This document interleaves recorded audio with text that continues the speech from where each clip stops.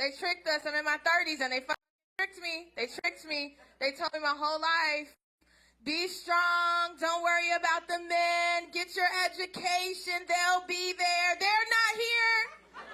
They're not here. They're not here. They're gone. I don't know. They're gone. Told me, go get your degree. Don't chase the men. I got a degree now. I'm smarter than all of them. They don't want me. I talk too much. They want women that don't talk. I'm getting to that age where it's like you're dating with intention. It's getting bad.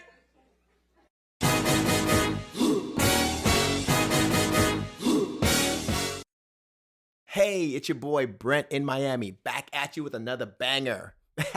Hey, there's some truth to this comedy thing. This woman has a degree, but no husband. Can a woman have both? Can she serve two masters?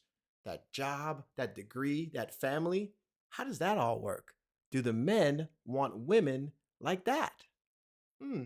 These are all things that we're going to talk about on this show today. I've got a special guest, Miss Lauren, from a female perspective. She's going to jump in and help me break this all down, unwind this big gender war that we've got today.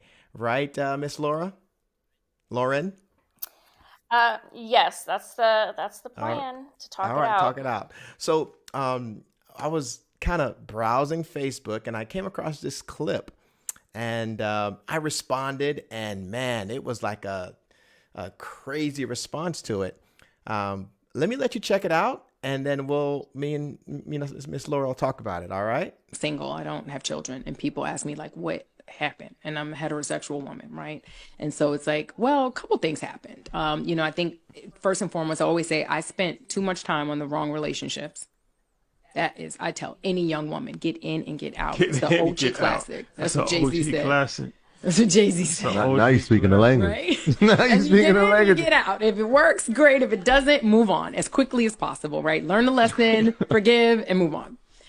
So I didn't necessarily do that as often as perhaps I should have. But I also think,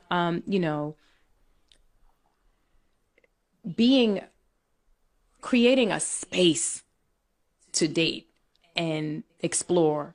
Women that are driven in their careers, They don't have time. tend to forget about that's how another- intentional you need to be about That's dating. another thing. I'm glad you said that. They don't have time. They don't have time. They don't make time. They don't make the time. They don't make the Different. time. They have the time. They don't make the time. They don't make it because it don't gets have to. exhausting, right? When you're constantly coming up against the men that may not be equally yoked.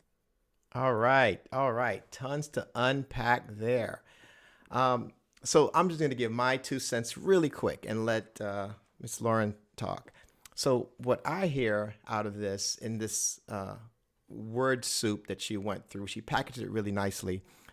So you might have missed it. I hear regret. Okay. I hear that a woman that has kind of focused her attention on her career, which is a good thing, but did not focus any of that attention to really cultivate relationships. Okay, that's what I'm hearing. Go ahead, Lauren. Jump in.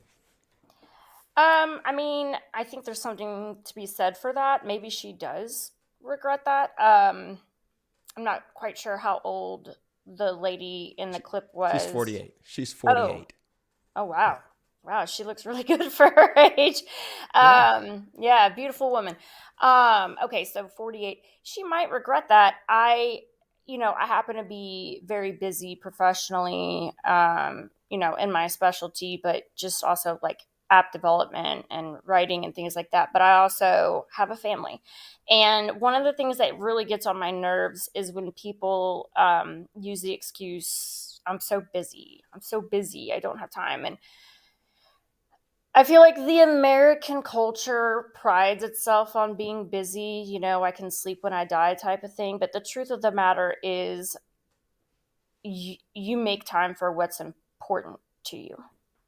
And, maybe when you're 18, let's say college, 18 to 22, and then graduate school, 22 to 24, 26, depending how far you go. That might not be on the forefront of your mind. It may not be the most important thing to you, but you would think that if it was something that at some point she wanted, she would have thought about it between like 26 and 48, but it's not for, that's a big window, but it's not for everybody. Not everybody aspires to be a wife and a mother, which is fine. But, if it was something she wanted, you would think that she would have given it some thought, between those decades. Right, right. And and she's sending a message out, right, to hopefully younger women that hey, if that's something that you want, then you have to prioritize that. That's what she's saying. And you're right. It's not for everybody. Some people just want to be free and travel, but for those that want to focus on want kids and a house and a family and a dog, you've got to put in the work. Okay. I think that, I'm, a Christian guy. I think the two most important decisions you have is the one to serve God, and the second decision is who you marry. Okay. It's not what job you have or how much money you had. Those are all icings on the cake. But those two important decisions have to be chosen like life or death, because it will shape you. You can either make or break you.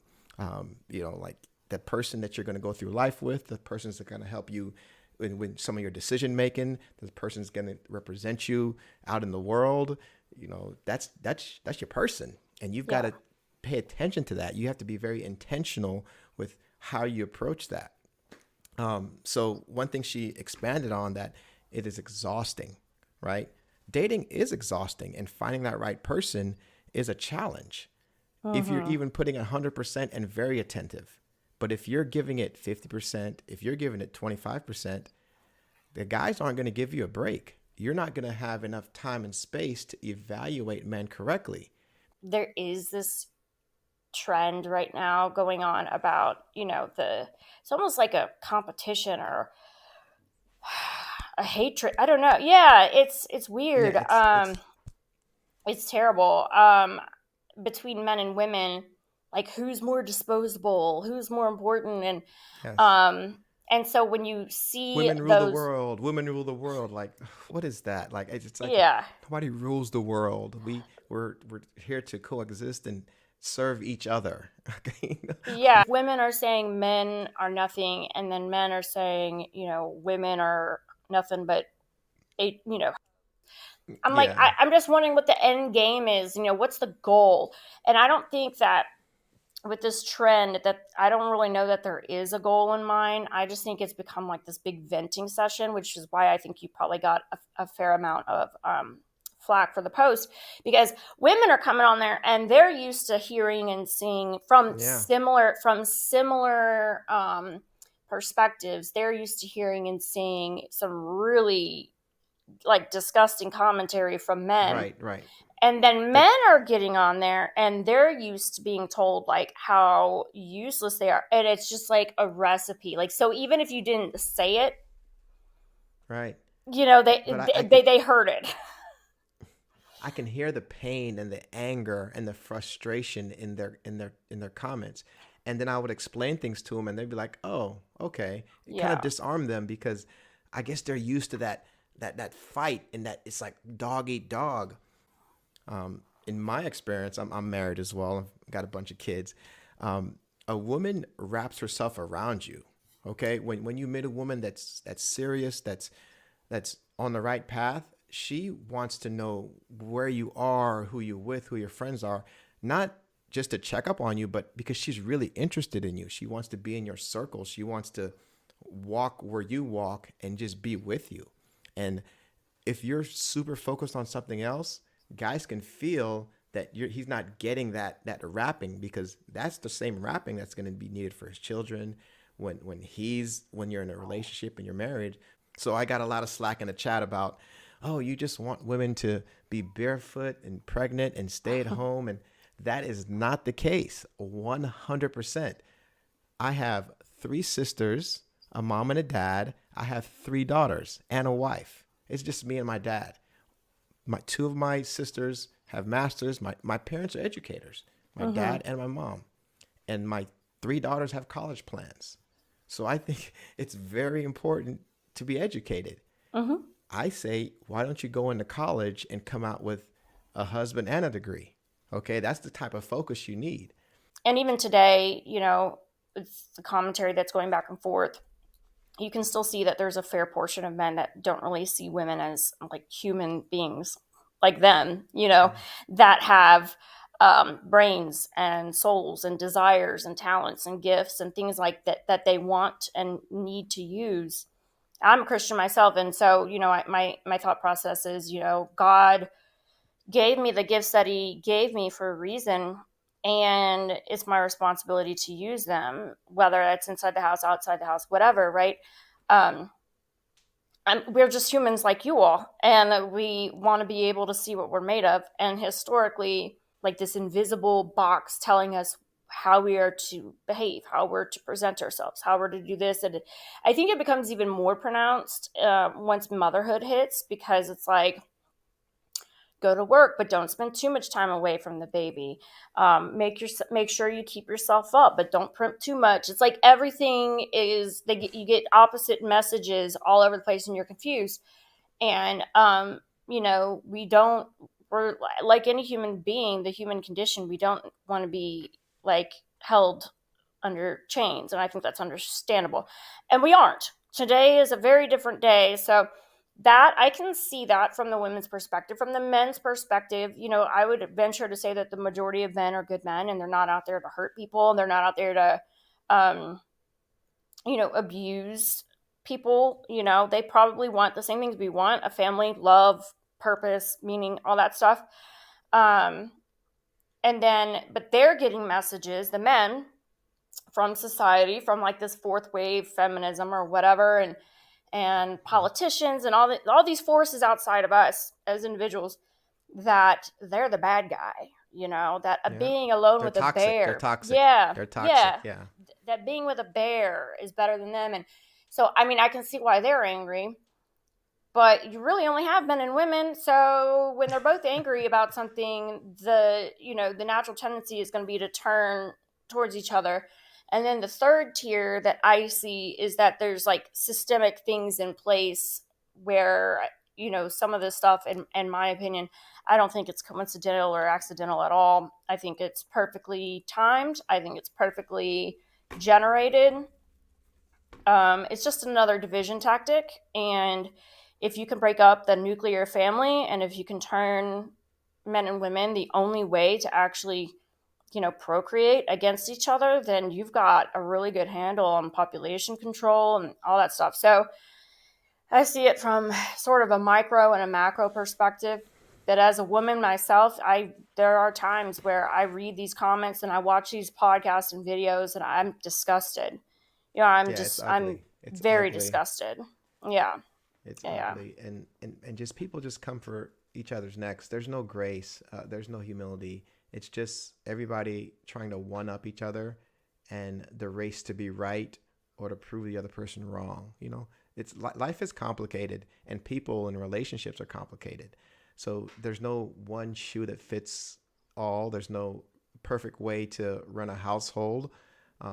And one thing about, women and working and kids and childcare, that's a season. Okay. So that's not forever. So if a woman decides, hey, I'm going to take the first 2 or 3 years off to kind of focus on my kid, and then re-enter the work form, that's okay.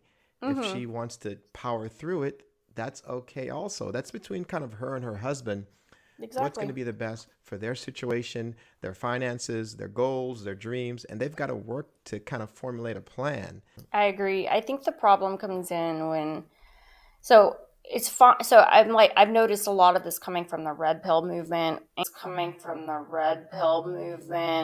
Red pill? Uh-oh. I don't want to go down that rabbit hole today. That's a whole other program. I want to thank Miss Lauren for stopping by and giving a woman's perspective. She was spot on. Hey, if you guys want to hear more from her, let me know. I've got tons more footage. We went and talked about a bunch of more things. And I just don't want to hold you guys too long. Like and subscribe to the channel. And, you can always donate also, support your content creators directly. Hey, and please drop in the comments. Let me know what you think. What did I get right? What did I get wrong? And what do you want to see more of? What subjects do you want me to talk about? I'm considering doing a live call-in show where we just kick the breeze and talk about what's happening in the dating world, men and women. The message is this: young people need to take life a little more serious. Who you marry is one of the most important decisions you're ever going to make. So you have to prioritize that. You have to make that important. You have to give that the right amount of energy. We're not saying give up your hopes and dreams and just sit around the house. We're saying be intentional, be attentive. Stop playing around. This is not a game. This is for keeps. Well, thanks for stopping by. My name is Brent in Miami. Support the channel. We love you. Peace.